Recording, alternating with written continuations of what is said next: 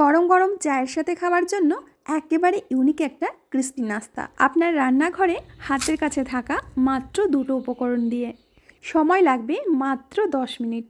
নিজে খান আর সকলকে খাইয়ে চমকে দিন। রেসিপিটা ভালো লাগলে অবশ্যই লাইক, কমেন্ট, শেয়ার করতে ভুলবেন না। তাহলে আসুন আমরা রেসিপি শুরু করি। সবার প্রথমে একটা কড়ার মধ্যে নিয়ে নেব আমি 2 চামচ মতো রিফাইন্ড অয়েল। এর মধ্যে দিয়ে দেব হাফ চামচ জিরে, হাফ চামচ সর্ষে আর 1 চামচ সাদা তিল। এখন এগুলোকে একটু হালকা ভেজে নেব। এবার দিয়ে দেব কুচিয়ে রাখা কাঁচা লঙ্কা।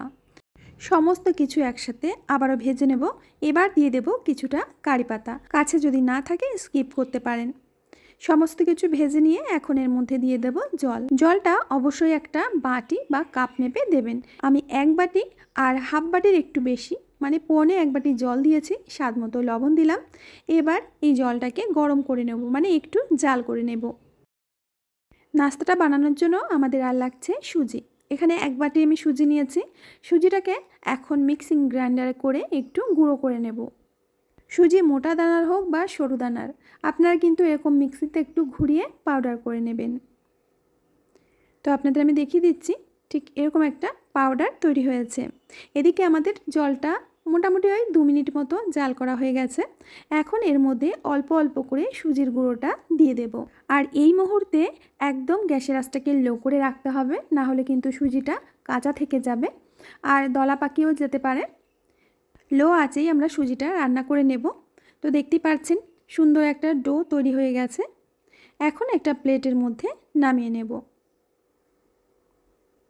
সুজির এই ডোটা গরম গরম অবস্থায় মেখে নিতে হবে। এখন আমাদের লাগবে দুটো সিদ্ধ আলু। আলু দুটোকে আমি আগে থেকে সিদ্ধ করে রেখেছিলাম।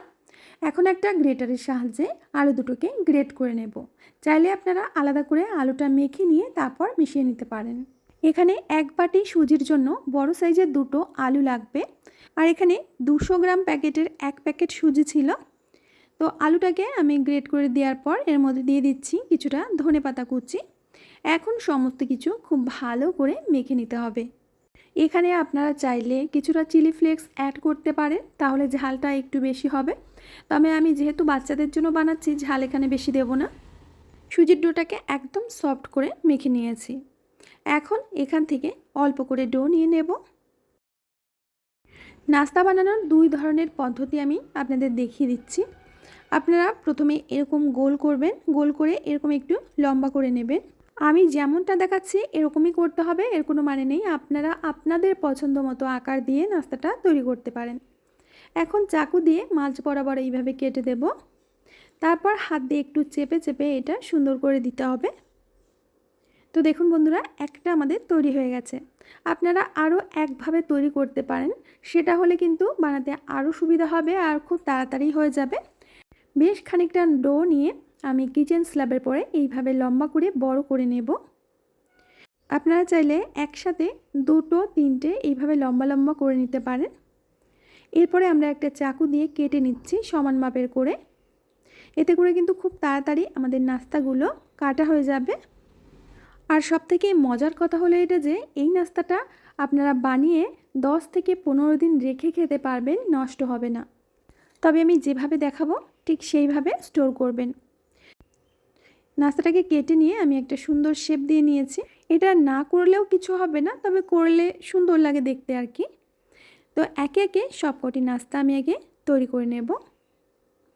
তো বন্ধুরা দেখতেই পাচ্ছেন একই সাথে বেশ অনেকগুলো নাস্তা আমি তৈরি করে নিয়েছি, আর এগুলো দেখতে কতটা সুন্দর লাগছে। আপনারা নাস্তাগুলো এই পর্যায়ে স্টোর করতে পারবেন।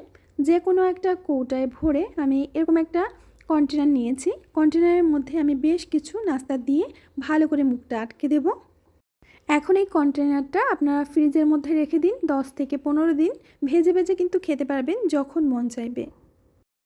নাস্তাগুলো ভাজার জন্য আমি কড়াইতে তেল দিয়েছি। তেলটা বেশ ভালো করে গরম করে নিয়েছি, আর গরম তেলের মধ্যেই একে একে নাস্তাগুলো ছেড়ে দিচ্ছি। তবে এটা কিন্তু মিডিয়াম আঁচেই ভাজতে হবে। প্রথম দিকে খুব ভালো করে তেলটা গরম করে নিয়ে মিডিয়াম আঁচে নাস্তাগুলো ভেজে নেব। আপনাদের কোনো ভয় নেই, একটি নাস্তাও কিন্তু ফেটে যাবে না বা তেলের মধ্যে ছড়িয়ে যাবে না। আমরা খুব সুন্দর করে বাইন্ডিং দিয়ে মেখে নিয়েছি।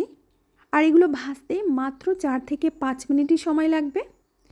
আপনারা দেখছেন বন্ধুরা, খুব সুন্দর একটা কালার এসে গেছে আর ক্রিস্পি করে এটা ভাজা হয়ে গেছে। এখন আমরা নামিয়ে নেব। আপনারা এর আগে যতগুলো মুখরোচক নাস্তা খেয়েছেন, এটা কিন্তু তার থেকে অন্যতম একটি নাস্তা, একদম ক্রিস্পি, খেতে ভীষণ সুস্বাদু হয়। আপনারা অবশ্যই বাড়িতে ট্রাই করবেন, একদম সহজ নাস্তা। তো বন্ধুরা, আজকের বিকেলটা গরম গরম জ্যারের সাথে হয়ে যাক এই নাস্তা। খেতে দারুণ লাগবে। একদিন বানিয়ে খাবেন তো দেখবেন মাঝে মাঝে খেতে ইচ্ছা করবে। আর এর আওয়াজেই বুঝতে পারছেন যে এটা কতটা পরিমাণে ক্রিস্পি হয়েছে।